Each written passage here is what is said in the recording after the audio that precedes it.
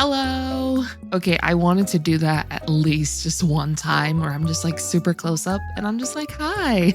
But hey guys, it's Destiny, and today we are going to be talking about Castorice and global passives, just how I feel about them, because I've been getting a lot of people asking me, how do I feel about this topic? Do I think it's a good thing? Do I think it's a bad thing? And also, I would love to know what you all think about it. And of course, please be respectful to everyone as well. If you are replying to someone, just give your thoughts, be nice. And I just want this to be a healthy discussion overall where I can share my thoughts, you can share your thoughts, we just talk about it. But yeah, let's just get straight into it. Alrighty, so we're gonna start off with what is a global passive. This term has been used very frequently lately, and some may be wondering, what even is a global passive? A global passive is essentially a passive, or in a sense, an ability that a character has within their kit that can work while they are not an active member in a party. So in the case of Castorice, who does have one of these, which we'll get into this shortly,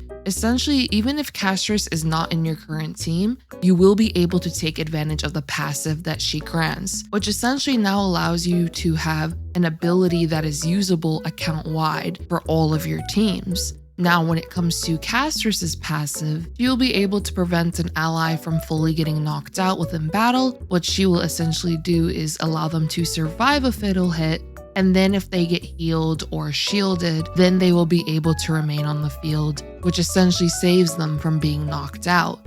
This could be used once per battle, but this is usable if Castorice is of course on your team, but it's also usable if you just obtain Castorice. So now your entire account can take advantage of this. So in the case of Castorice's revive, is it, I suppose, a big deal? I would say it adds quality of life so that if you were going to get knocked out, now you have a second chance. You can just keep on going as long as, of course, you heal or shield that ally. But the main issue is what this can allow for, I guess, in the future. And what I mean by that is, now this is, of course, a very big exaggeration, but let's say there was a character that had a passive that now allows all of your allies to ignore 50% of the enemy's defense at literally all times. And now you can literally use this on every single team just by acquiring this character. That would be a pretty big benefit for an account to take advantage of, since now all of your teams have essentially gotten stronger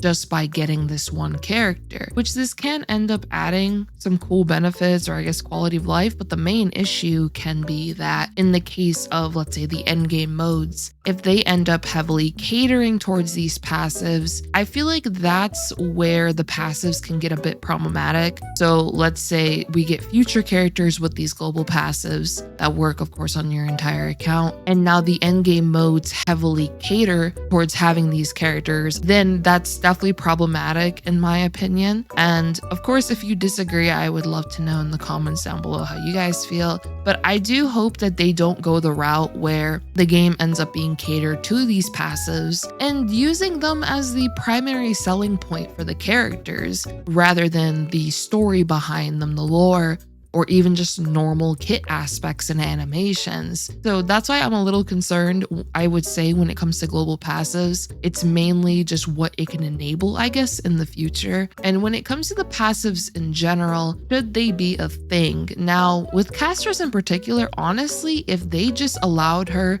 to have the revive just normally in her kit, where if she's an active member of the team, she provides that revive, if you will, then I think that's fine. Since she does drain the team's HP, it's not too bad for her to have something like that. That would just be a nice quality of life aspect to her kit. But now we're getting to the point where she will be able to do that for every single team you have now. So it's pretty tricky, honestly, to say what can end up happening in the future because of this.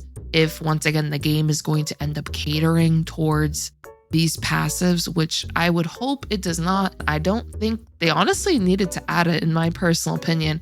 I feel like, once again, if they just kept Castorice, just have the revive normally like any other character, sure, why not? But Starrel wanted to introduce now these passives that work on your entire account. I'm honestly not too sure why. I feel like, once again, Castorice would have done just fine, just perfectly fine without having a global passive and just having a revive normally. So I'm just trying to like gather, I guess, my thoughts here. So I'm sorry if like I'm a little scatterbrained, but I guess my main concerns would just be if the passives are super catered to in the future. And also if these passives, I guess, induce a lot of FOMO for players, where if you don't get this character, now your account is, I guess, like heavily missing out on something. Whatever it may be, there's just a lot of things I think that can be seen as negatives. And I mean, I'm still gonna stay to my viewpoint of I don't think the global passes were necessary at all. I think if they just kept character kits like they always have, that would have been perfectly fine. And I don't think anyone would have complained about that either, because the game would have just had normal character kits like before. And I'm also curious if they might actually take it out before Castorice comes out. I am not too sure how likely that is. It might end up happening because I have seen a lot of people on social media, for example, who have been voicing their opinions regarding this and why they think it is very bad for the game, just what it could mean for the future in general. I would say those are my thoughts generally on the topic. And I'd also love to know just what do you guys think? Do you guys think these passives are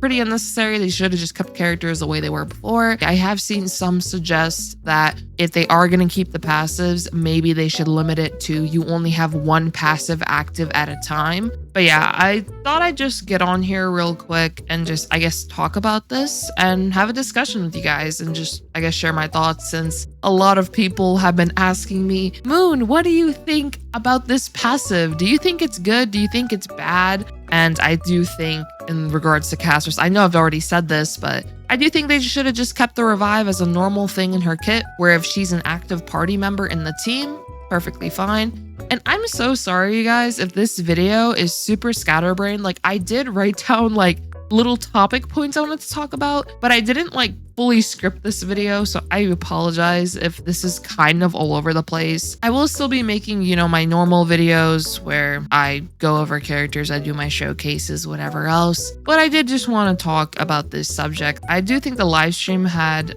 some pretty nice rewards overall, so I am still pretty excited for those, and I just want to see how they go about the 3.2 patch overall, you know, the story, whatever else. I hope you all have a great one like always. Peace.